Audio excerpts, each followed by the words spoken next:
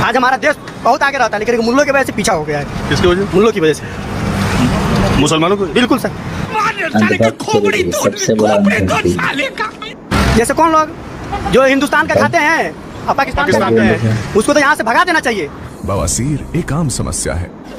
तो गेम बचाना पड़ेगा। रुको यार, अब जा रहे हो टेक्सटाइल इंजीनियर, रुको। सिर्फ यही है। यार तिरंगा पर कार्यक्रम कर। सारे जहाँ से अच्छा हिंदुस्तान हमारा, हम बुलबुल है इसकी, ये गुलसिता हमारा। कौन लिखा है? कौन लिखा है? तो इसका आंसर तो नहीं आता मुझे यार कौन लिखा है ये? नाम भूल रहा हूँ, ध्यान से हट रहा है मेरे यार। कौन था यार? जल्दी बोल, कल सुबह पनवेल निकल। यार भगत सिंह थे, कौन थे यार? रविंद्रनाथ टैगोर। भगत सिंह? रविंद्रनाथ टैगोर कह रहा हूँ। सारे जहाँ से अच्छा हिंदुस्तान हमारा। फिर से याद कर। शायर बंकिम चटर्जी नहीं थे सर, ध्यान में नहीं आ रहा है मेरे दिल से। चलिए कोई बात नहीं। तो क्या विचार है आपका हर घर तिरंगा के बारे में? हर घर तिरंगा होना चाहिए सर। तिरंगा हमारे देश की शान है, इस पे मिटाना पड़ेगा, अपनी जान है, फिर भी सब कुछ कुर्बान है। तिरंगा के लिए जो है हर कोई मरता है। और ये अभी पूरा दिल्ली में घुमा हूँ, जहाँ भी देखा हूँ तिरंगा ही तिरंगा, दिल बाग बाग हो गया जो है। ये हमारे देश की शान है, इसको देख के जो है हमें बहुत, मैंने खुद अभी लगवाया, मैं बोला बिल्कुल यार, ये देश इसी तिरंगे के लिए तो सबको जीना, सबको मरना है। कुछ लोग समझते नहीं है ना कि तिरंगा का क्या मूल है। जैसे कौन लोग? जैसे कौन लोग जो हिंदुस्तान का खाते हैं और पाकिस्तान का खाते हैं, उसको तो यहाँ से भगा देना चाहिए। वो हिंदुस्तान में रह के जिसका खाता है ना, उसी के साथ गद्दारी करता है। ऐसे बंदे को तो घर से निकाल दो, जो जहाँ का खाए अगर वहाँ का नहीं खाए तो गद्दार है। आप क्या करते हैं? मैं टेक्सटाइल डिजाइनर हूँ।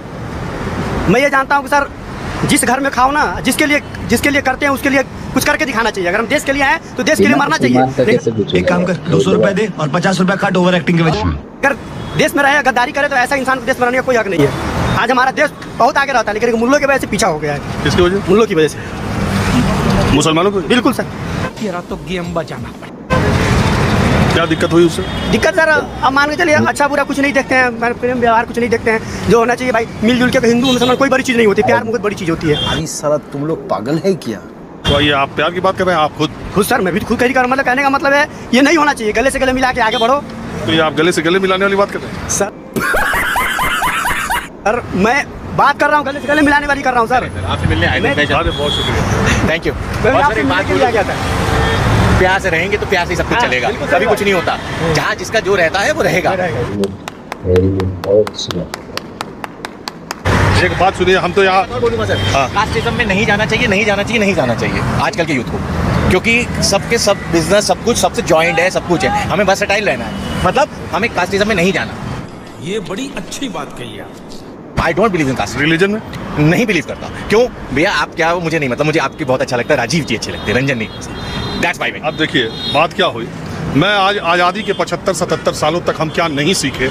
आज हम हर घर तिरंगा कार्यक्रम कर रहे हैं, हर घर में तिरंगा है। जो तिरंगा बेच रहे हैं वो खुद उनके पास घर नहीं है, और आयरनी क्या है कि ये दूसरे के घरों पर तिरंगा लगाने के लिए बेच रहे हैं, हम ले जा रहे हैं। दूसरी बात कि आज़ादी के आज 77 साल हो गए, हमने क्या नहीं सीखा। रुको यार, अब जा रहे हो टेक्सटाइल इंजीनियर, रुको। सिर्फ यही है कि हमें कास्टिज्म की जरूरत नहीं है। अब ये रुके तो क्या बोल रहे हैं कि इस देश में खाते लोग यहाँ का है, गाते पाकिस्तान का है, उनको यहाँ से चले जाना चाहिए। इस देश की सारी समस्या की जड़ मुसलमान है।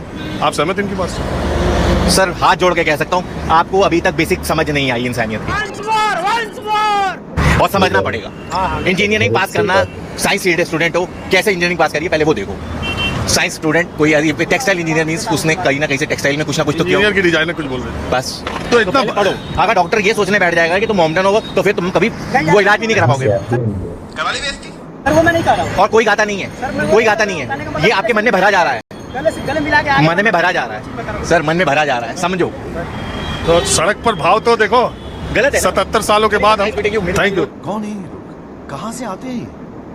ये 22 जुलाई 1947 को हमारी संविधान सभा ने इसको स्वीकार किया था। ये जो केसरिया है, ये हमारे त्याग, बलिदान, साहस का प्रतीक है। ये सफ़ेद रंग जो बीच में है, ये शांति और सत्य का प्रतीक है। और ये जो हरा रंग है, ये वृद्धि और उर्वरता, संपन्नता का प्रतीक है।